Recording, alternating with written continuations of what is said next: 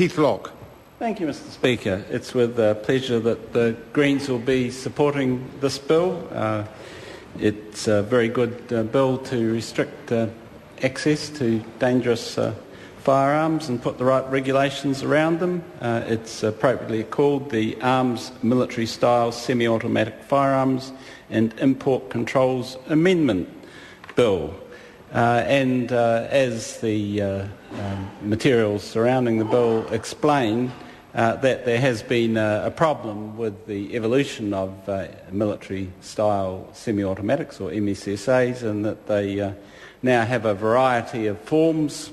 They were defined previously by the military pattern freestanding pistol grip, but there's been some variation on that, and this bill allows them to be included under the regulations if they fulfil a number of requirements. I think among the most important are just what every person probably expects, that they can fire off a whole lot of bullets in quick succession, and they've got various figures depending on the size of the ammunition, from 7 rounds to 10 rounds to 15 rounds in the regulations there.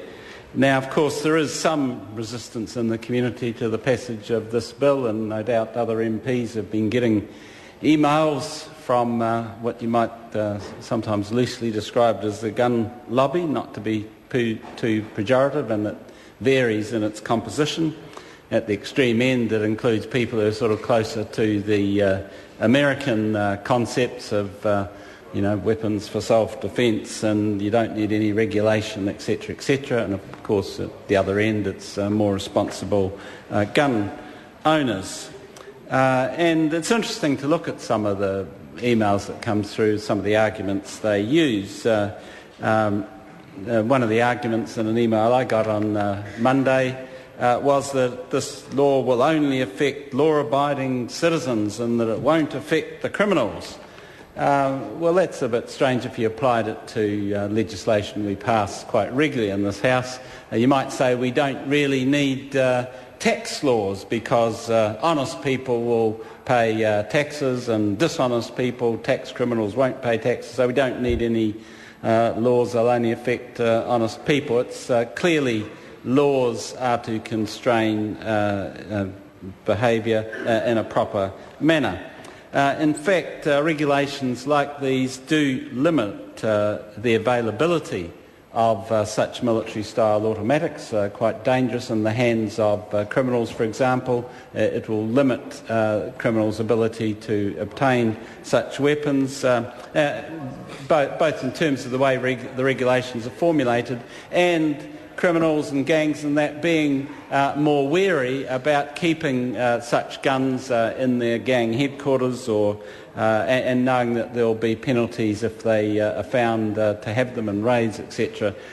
So it will restrict the availability. There are already, according to the government regulatory impact statement, 8,000 MSSAs in the country. I think it is important to make sure their possession is restricted to really trusted and registered gun collectors and the like. And this idea that somehow, and sometimes gun lobby people argue this, that it's just criminals who are creating the problem with MSSA, but in fact you often find that it's mentally disordered people. In fact, if you look at some of the killings that have taken place so far, there are people who are either mentally disordered or have gone a bit crazy for a period, and often people who have registered gun owners. For instance, David Gray, who killed 13 people at Aramoana down south in 1990, he was a registered gun owner. Jan Molyneux, who killed a police officer very sadly in Napier a little while back, his registration as a gun owner had not been renewed, but he was still on the books as someone who'd registered as a gun owner. So it's important to not see it as just this problem as something, a problem that affects the criminal fraternity. And both David Gray and Jan Molyneux seem to have gone a bit crazy at a particular point. There's also the question of accidents, and clearly with MSSAs, because they fire off a lot of bullets in quick succession, they're more likely to cause casualties in the population. You do get some absurd arguments from the gun lobby people. In this email I got on Monday, it says, "It is absurd that anyone would think that an MSSA-type firearm is any more or less dangerous than any other firearm." Well, clearly one that shoots off multiple bullets is more dangerous. And there is sometimes, and this adds to the danger sometimes, a bit of a mystique around MSSAs and guns that fire off a lot of bullets and military-style guns. And you have, for example, you saw it in the case, and it came back in some of the reports on the Sunday Star Times and on Radio New Zealand, etc., that the SAS was conducting these little sessions with business people from a group called First Direct. And one of the things they were doing on the exercise they had last October I think it was the SAS let them fire off these automatic guns. Now, Jerry Mataparai, when he did his review, said, "Oh, hold on, that's not very good, they shouldn't be doing that." But I think it shows that they can be a bit dangerous and people can be attracted to the use for no really good purpose. Now, another thing is that once people who go a bit crazy, if they actually have MSSAs, they can cause a huge amount of damage. And we have the case back in 1996 in Tasmania, in what's known as the Port Arthur massacre, where Marty Bryant killed 35 people. And because he had the MSSAs, he was able to kill 20 of these people in the first 90 seconds. That's what happened, and that wouldn't have happened with single-shot rifles. So regulations and restrictions are very good, and it would have been good actually if there'd been a sort of more registration system for firearms. It would have been good, and the Green Party does advocate a more systematic registration system for firearms. It'd be good to have known how many firearms David Gray or Jan Molyneux had in their possession at the present time.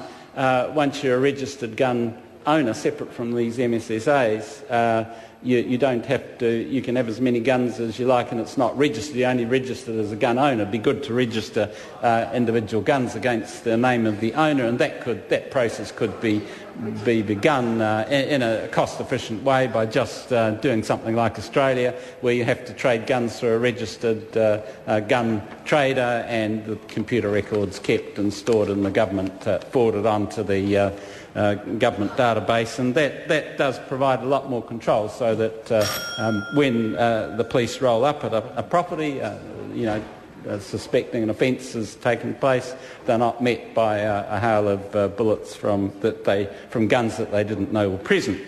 Now, the other part of the bill that has been referred to already is this provision to reduce or control or stop the import of air guns that look like real pistols or MSSAs. And I think that's a good provision too, because with hold-ups at banks or all kinds of things, people use these fake pistols, and it's very, very dangerous. Even if they're not firing real bullets, it's dangerous in the sense of bank robberies and people living in fear, etc., etc. So that's a very good provision. So all in all, the Green Party is very much in favour of this bill, and we would actually like arms control to go somewhat further towards more systematic registration of firearms in the community. Thank you. Rahui Katini. Thank you, Mr.